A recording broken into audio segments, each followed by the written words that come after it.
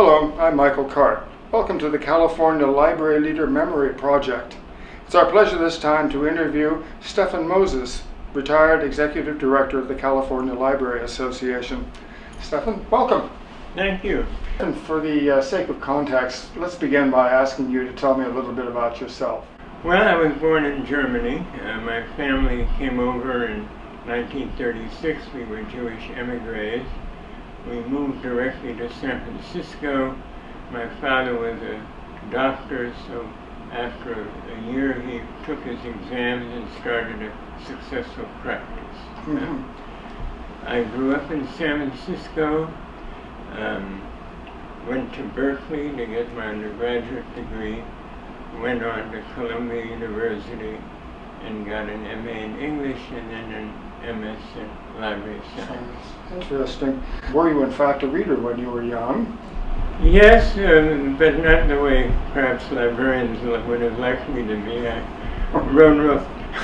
I read all the wrong books. I read all the Oz books, which when I came to New York, I learned that the New York public were really banned at the time from children's rooms. But I loved them. I read Thornton Burgess books about these anthropomorphized animals. I read books about West Point and Annapolis. They were boys' books, really, just made-up stories. Not very much. And then in school, I just used their libraries. But I did use the public library.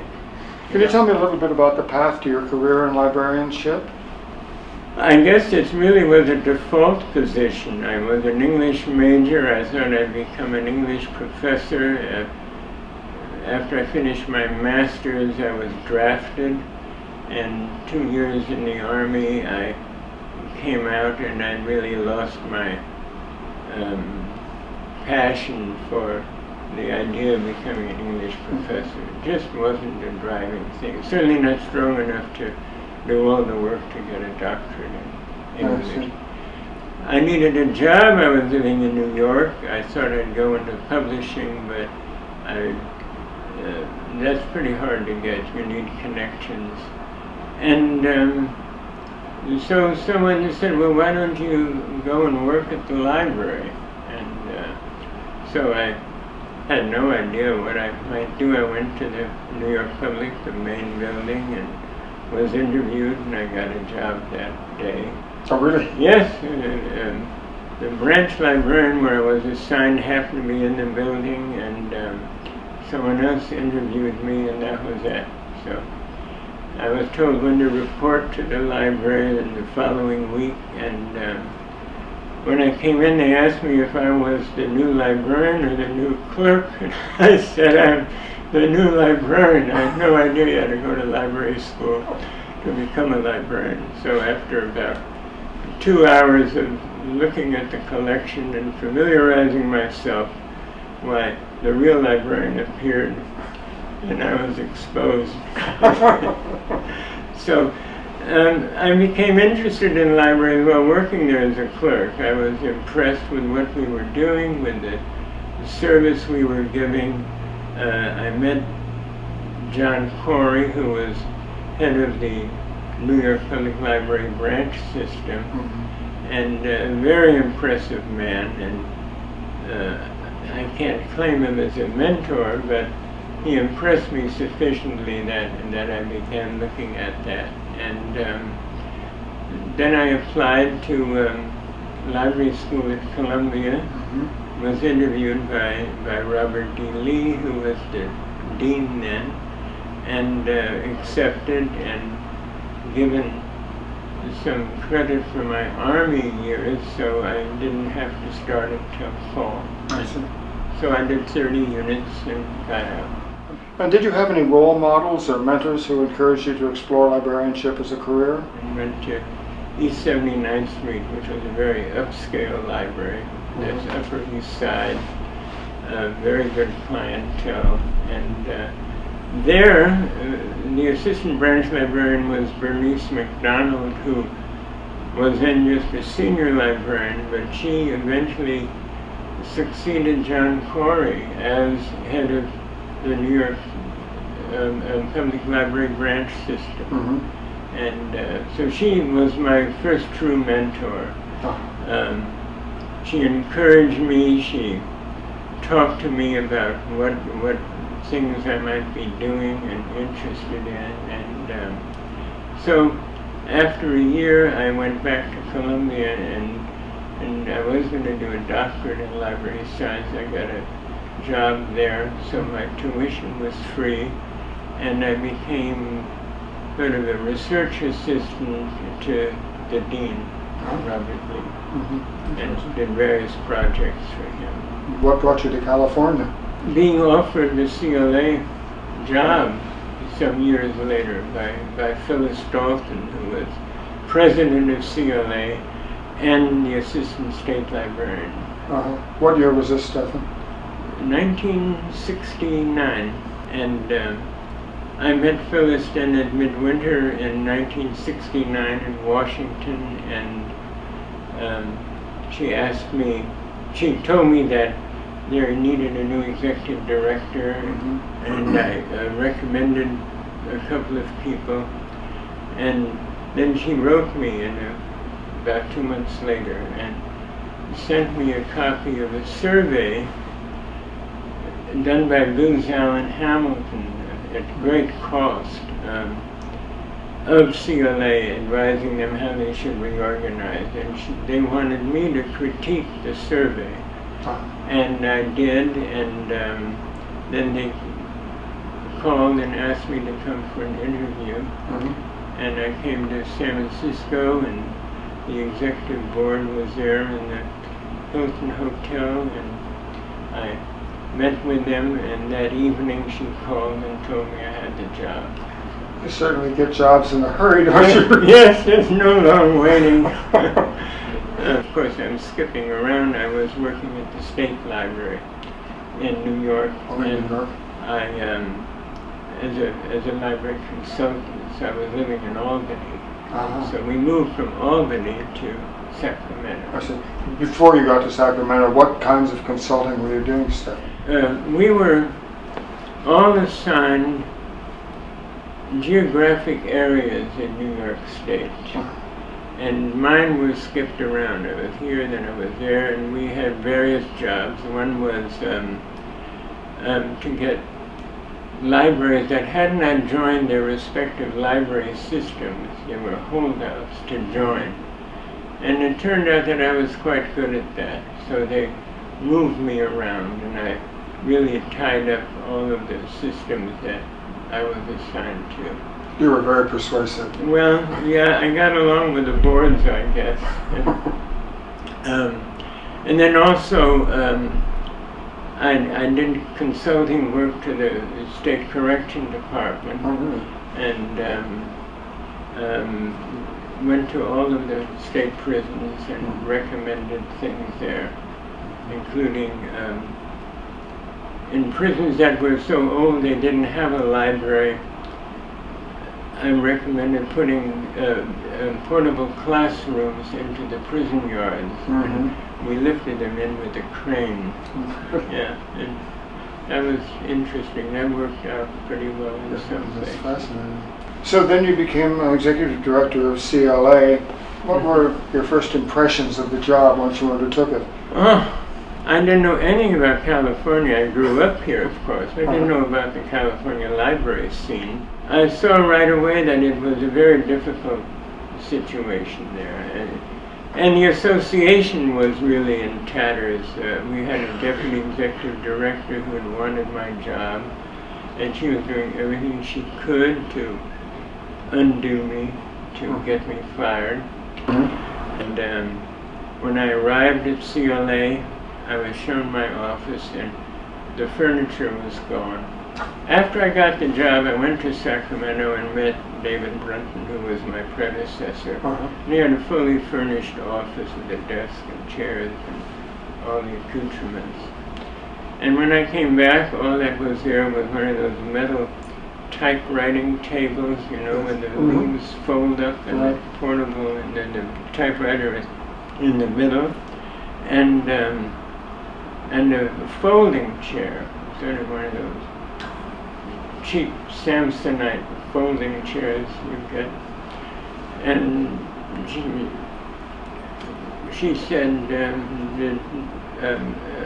the deputy director said, well, this is it, that's it. I don't know anything, don't come to see me. She said, I only talk to people by appointment. So I went to see her secretary, and her secretary said she can't see me at all for a week, she's tied up. So I thought, you know, what is this? Well, I learned there were a lot of things going on, and I managed to get rid of her within 3 months after talking to the executive board. I told them I'm not asking your permission, I'm simply telling you what I'm going to do so you won't be surprised. So, I had no idea as a newcomer and as brand new to the association whether everyone would be upset, if she was greatly loved, if people would hate me, but it seemed to be the other way around.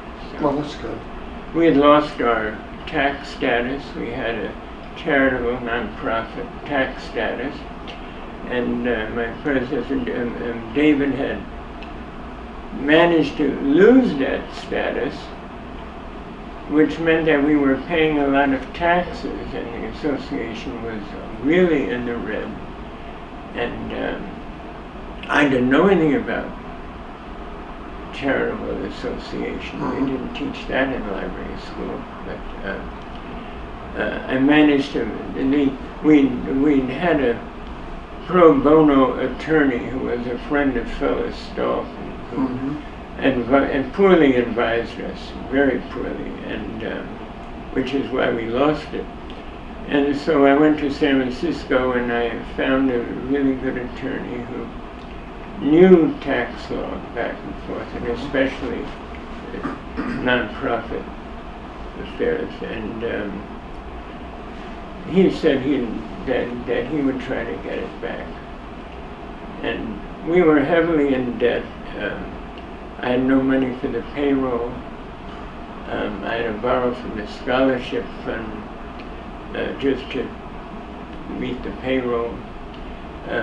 15 people had American Express cards where they could go wherever they want, to meetings or to dinner or to fly to meetings and so on, which CLA was to pay for, and I pulled those back. So I was making friends and making enemies, I guess, at the same time. But the tax people came to see me from Sacramento, and they had a statement. They'd been there before, but not since I'd been there. And they had a sizable year-by-year accumulation of back taxes that had never been paid, which would have wiped us out. I mean, it was thousands and thousands and thousands of dollars. And so I said, well, will you forgive all but the last 5? So it's from 64 to 69. Will you forgive all those earlier?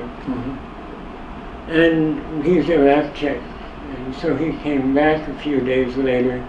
Yes, he said, the department has forgiven you all these except these 5. You know, I played dumb, you know.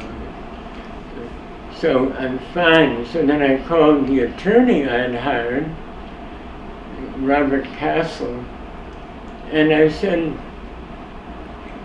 it's probably never been done before, but when you get our C3 status back, can you make it 5 years in retrospect? So he said, well, I don't see why not. And so he did. So then I got a certificate saying we were 501c3 from 1964 on.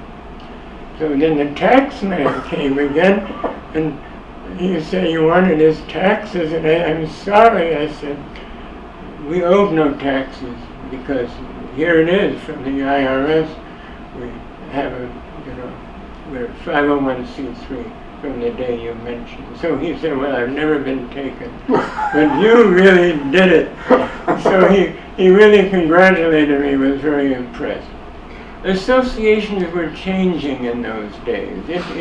associations like American Library Association, which we always try to imitate, were more like a country club. The association reflected the members.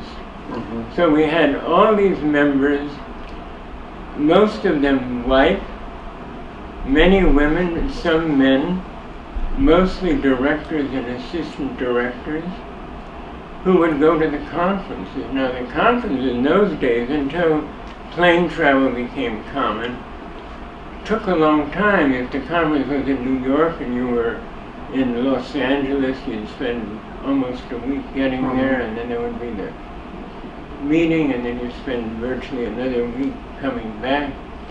So obviously, attendance at conferences was more for the elite class, the real country club. But now, I detected that what librarians, and especially younger librarians, wanted was for the association to reflect on them, not the other way around. They wanted the association to stand for things. They wanted the association to take part in social issues and to fight injustice and to side with the oppressed and to take a road that perhaps previously had never been taken, to extend service where it's not being served, to look to minorities and to promote them, not only to promote within a ladder of rank within a library, but to promote their cause. And so more young people wanted to attend, and wanted to attend our conferences. And this is where CLA began to turn around. My first conference at the Palace Hotel, and you know, I noticed there were all these, you know, directors and almost no one else. Perhaps a smattering of locals who happen to live in San Francisco, but no one else. And I felt, well, we really have to change this. And so the Black Caucus, that's where I met Benny. The Black Caucus contacted me and said, we would like to have our own program at CLA. And I said, well, I don't see why not. And I was told by my higher-ups in CLA that we didn't do this. We've never given the black, that this question had been asked before, and most of the white people didn't trust what the Black Caucus would be up to. They felt maybe we're overthrowing something, you know, we're going to disturb things, we're going to upset people. So we were still tuned to expensive banquets, to, you know, hotel meals that cost $20 a person, which a lot of people couldn't pay for, especially the younger people. And the administrators weren't sharing their travel money at all, they were keeping it to themselves. So at the San Francisco conference in '71, which was at the Hilton, I found, I read about it in the Chronicle, a group in the Fillmore section of San Francisco, sort of the black area, where they had a group that did cooking and the soul food dinners they did. And the income from that they used to feed children who didn't get breakfast at home and to help them with homework and so on. It was a good cause, but without all the pomp and circumstance of an association. You know, just a group of people interested in doing something. So I went to them and I said, can you do a dinner for us? Yes, yes. How many? I said, probably 300. This had never been done. But, you know, I said, I'll help you find a place to do it. If you want, I have a conference going up. You simply have to assure me. You tell me what you're going to serve, and I'm going to charge a very low price. Mm-hmm. So we had the first soul food dinner. I chartered these buses, real buses, not school buses, Right. vans, and we had hundreds of people. I must have had 6 buses lined up outside of the Hilton, and all these young people came. Not just, everyone came. A few older people, curious, what's this? I got a lot of heck from the president and that I was taking people out of the hotel. And the hotel was happy because it was towards Christmas time, and I gave them their ballrooms back, which they had signed over to me, so they could host a big affair for Levi Strauss. And so they made a lot of money. So they weren't sore that I moved out at all for that night. So we went there, and I don't remember where. It was a great big church building, and they served a superb soul food dinner.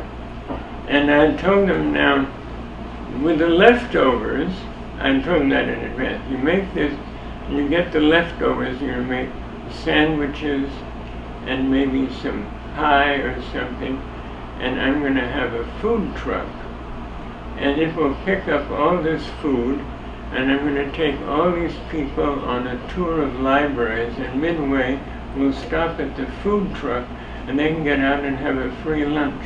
Oh. So that started us off. That was the new CLA.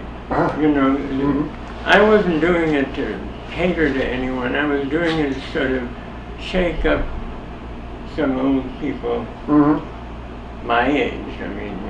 By old I meant in their 40s, which I was 40 then too, 41. So that was one of our successes, and the library press loved it. From then on, the library press came to all of our conferences. Yeah, Library Journal, the Wilson Library Bulletin, American Libraries, they all came virtually every year to cover our conference, which hadn't been done ever before. Wonderful public relations. Yes, it really was. And from then on, Black Caucus had a regular slot and a lunch.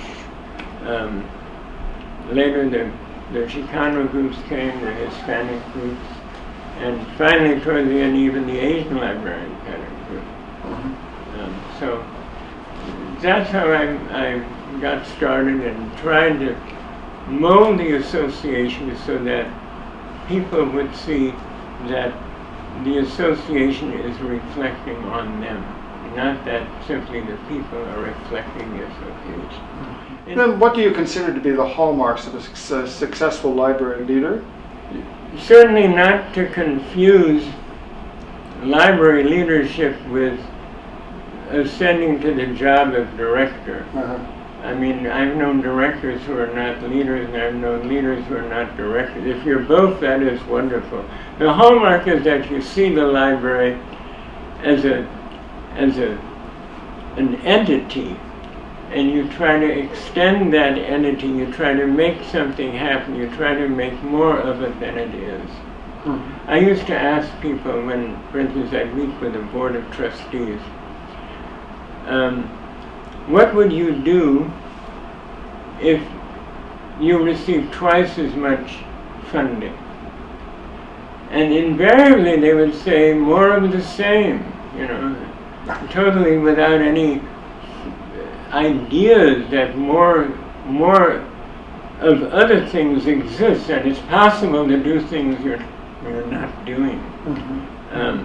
So a library leader has to be able to take something and turn it around, to set things to right, to discover avenues that the library isn't pursuing. You have to be brave. You have to not try to, constantly protect your job. You have to believe in what you're doing. What, if anything, would you have done differently if you had the chance? Maybe not been so cocksure of myself.